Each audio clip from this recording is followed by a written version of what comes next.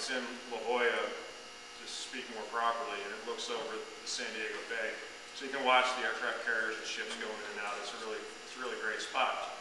In the middle of it's a big Latin cross. And one atheist that would drive up and down I-5 was offended by that cross, and he got one federal judge in the ACLU to say, tear it down. And the federal judge said, okay, tear it down.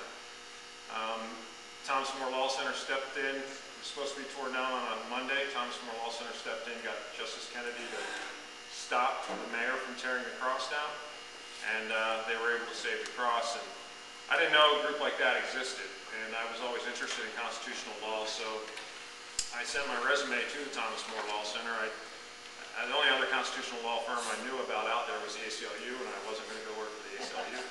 So I sent my resume to Thomas More Law Center. Tom Monahan started it with Richard Thompson. Tom Monahan, I only knew that he was Domino's Pizza, and Domino's Pizza and Thomas More Law Center, and he was a Marine.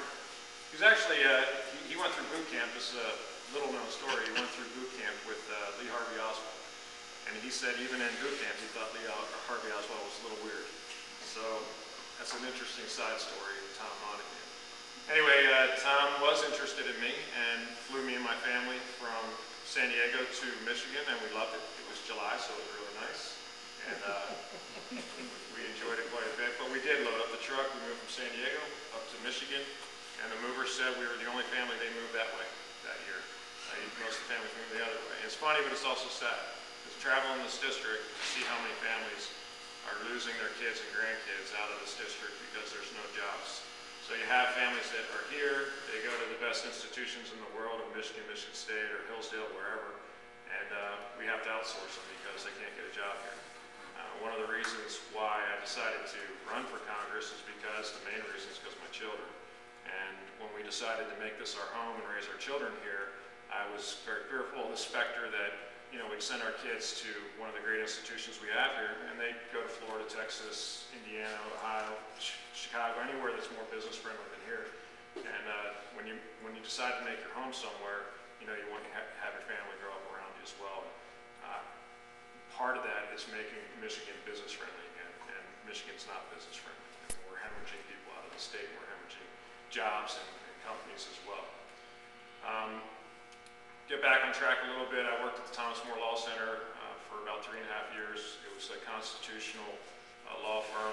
From a conservative point of view, we fought for religious liberty, First Amendment rights, national security issues.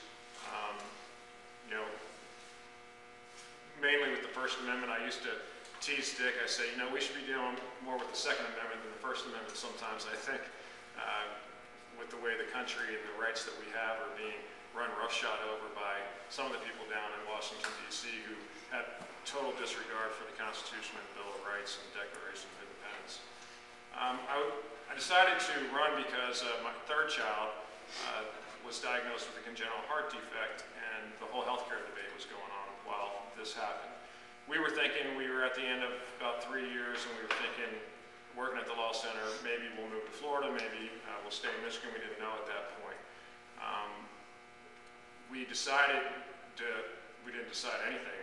We had our decision made for us when our son was diagnosed with tetralogy of Fallot, which means he had a big old hole in his heart and he needed to have open heart surgery. He was born premature at 34 weeks, and the doctors essentially told us at the ultrasound a little bit after, not when he was born, that we could either terminate his life, have compassionate care because he'd live a year or two, or try to save his life at the University of Michigan.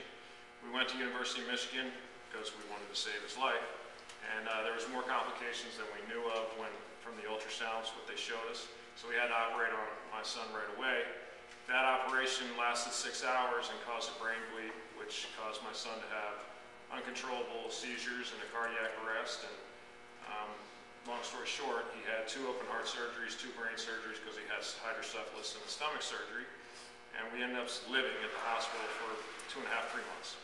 And it was that whole experience, it was a horrible experience, but a lot of graces flow out of horrible experiences.